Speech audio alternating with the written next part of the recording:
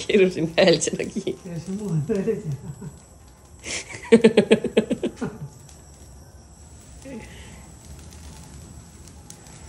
সুমন দেহ কিটা ফুটতে থাকে দেহ শাক ফুটছে এখানে হচ্ছে বেঙ্গলোরের একটা চাক ছিল